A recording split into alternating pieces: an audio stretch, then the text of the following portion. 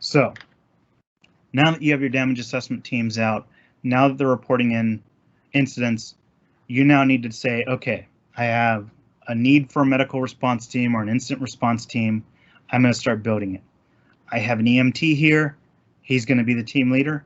I have a scribe and a radio operator with that team.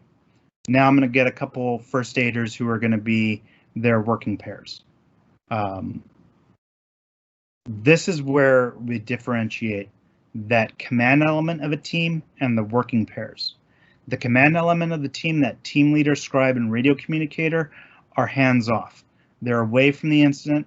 They're staying safe and making sure everyone else is safe and reporting in as they need to. The working pairs, they're the ones who are going to be able to go hands on.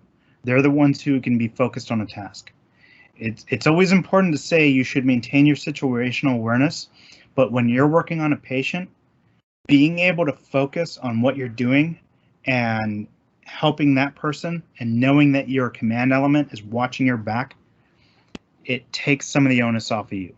If you're always looking around and being distracted by anything that moves that could be, you know, a wild animal or a possible threat, you're not able to give all of your attention to the patient or victim that you're working on.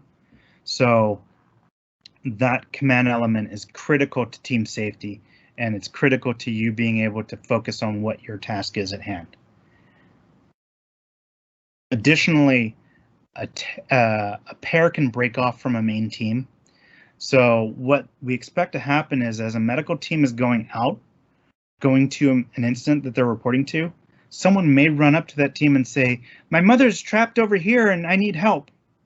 Well, you don't want to divert the entire team to go deal with this. And you don't necessarily want to say, you know, get out of here, kid. We have a mission, we can't help you out.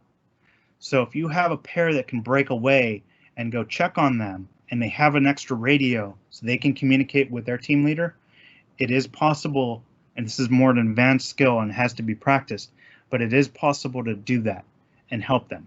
Find out how bad that is. Is this person really trapped? How badly are they injured? Do they need immediate medical attention? Can they wait?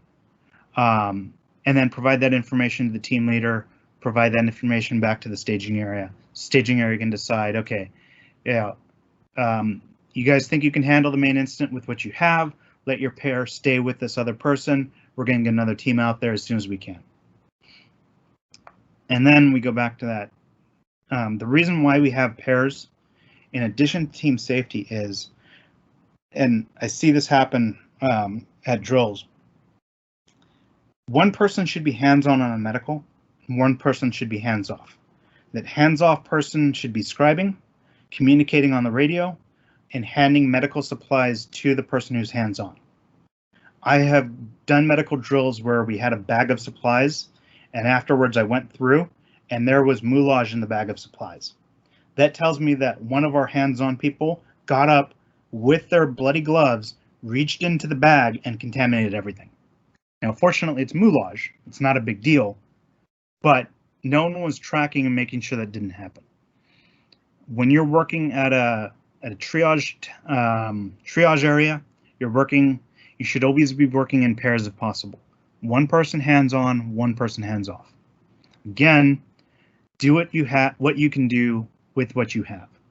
If there's only one person who's medically trained and you're dealing with multiple injuries, you're not going to be able to do that. But do what you can. Ideally, one person hands-on, one person hands-off. Hands-off person hands medical supplies to the hands-on person to prevent that hands-on person from cross-contaminating everything. And I hope that's clear to everybody. It's not really the focus of this. We'll get to the medical response side of things in future trainings. I want to be very clear again. I told you I'm going to repeat this. As soon as the team leader goes hands-on, the team leader ceases to be the team leader. We've seen this before. First person there is the team leader.